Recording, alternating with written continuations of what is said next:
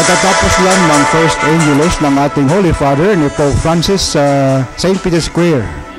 Kami dumiritso dito sa Bangko ng mga Pinoy, Bank of the Philippine Islands sa Roma, malapit lang sa Termini. At ako'y nagpapasalamat mga kaibigan ko si Robin sa si Ramon na may time naman kahit na busy si manager bigyan na tayo ng kaunting panahon, no? Si Allen. Okay. Si Kato sa Roma. Simple lang po.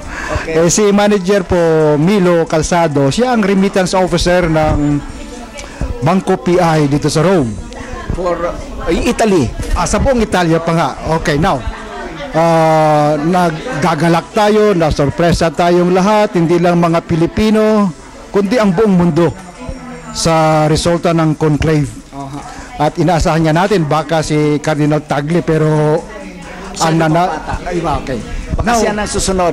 Hindi pa oras niya. Anong pakiramdam po ninyo nung nalaman niyo at nakita si Pope Francis, si Jorge Mario Bergoglio na lumabas sa balkonahe ng St. Peter's Basilica na siya ang naging bagong Santo Papa? Okay.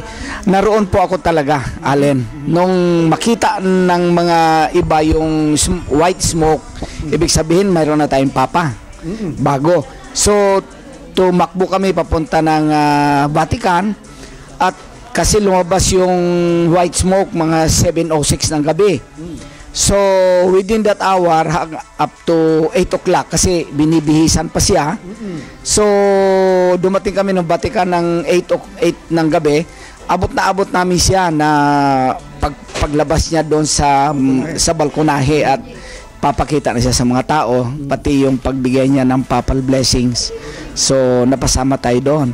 At masasabi ko sa paghirang kay Pope Francis, isa po itong nakita ko yung kanya, nabasa ko yung kanyang mga yung mga achievements, kung anong klase siyang tao, napaka-humble.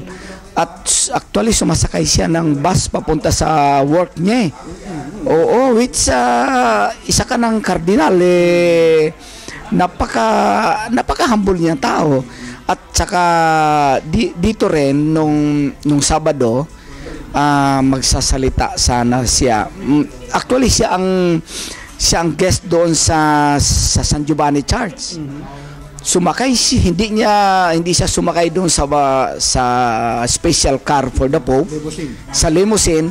Sumakay siya sa staff lang ng Vatican at walang nakakaalam na dumating siya doon. Pati yung Swiss guards niya hinahanap siya. Pero sabi niya, nung pagdating na doon, nakagulo yung mga tao, tinanong, bakit yun na sinakyan mo? Ay sabi ni Pope, nakarating naman ako ng maayos. Ito lang naman talagang buhay ko Sir, ano kaya ang nais na ipadama at ipakita ng bagong Papa sa atin, sa buong mundo, sa kanyang pinapakitang pagkasimpleng tao, kanyang simpleng lifestyle? Ano ang implikasyon noon? Ang gusto lang ipahatid na mensahe ni Pope Francis parang bumalik tayo sa pagiging makadukha. At iyon ang gusto niya. At pinapakita niya yon dahil i-open nga raw niya yung Vatican 24 hours a day. At para lahat ng tao makapasok at makita siya kung ano man.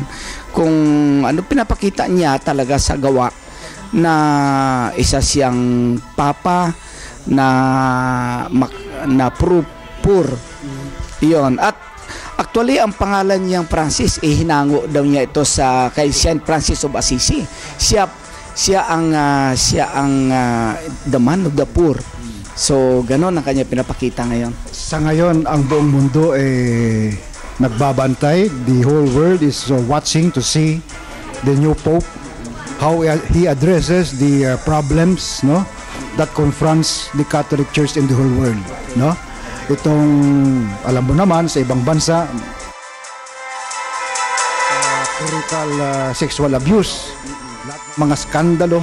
Sa palagay mo kaya siya ay may kapasidad, siya kaya ay may tapang o may kaya na ma-address itong mga problema na hinaharap ngayon ng simbahan sa modernong panahon? Nakikita ko kay Pope Francis, kuha niya pati yung mga kuha niya ang cooperation ng lahat, pati yung mga cardinals, pati yung mga yun nasa Korea, na yung Korea na parang samahan ito ng mga Italian clerics, ngayon parang nakuha niyang kooperasyon. At sa pagiging honest at very simple man ni Pope Francis, sigurado ako na kung ano man ang gusto niya mga pagbabago ma-implement niya. Sa parte nating mga lay people, katulad mo na alam ko naman na napaka-religyoso at isang huwarang Pilipinong Katoliko na nandito sa Roma, nakasama ng libo-libo ring mga huwarang Katolikong migrante.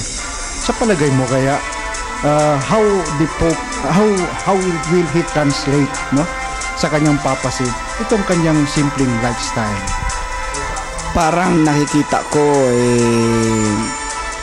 parang dadami pa ang mga kasali sa Roman na mga Katoliko, at parang binubuhay ngayon ni Pope Francis yung ang remittance officer ng Banco PI Italia, Mr. Carmelo Calzado.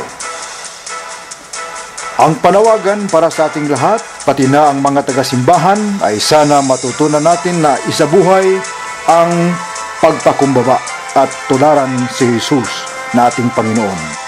Tuklasin ng bawat isa ang mamuhay ng tunay na Kristiyano. Alan Double Alfa Alcedo, Balitang Roma Online.